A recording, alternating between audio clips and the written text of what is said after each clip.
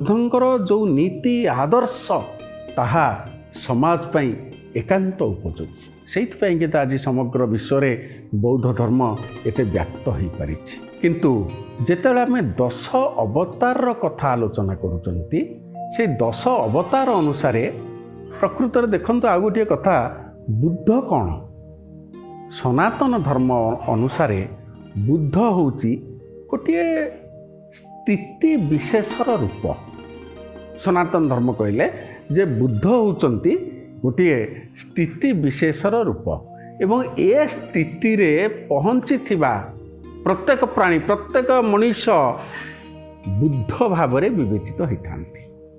ତାକୁ ବି ଆମର ବୁଦ୍ଧ ବଂଶ ପୁସ୍ତକରେ ମଧ୍ୟ ସେଇ କଥା କୁହାଗଲା।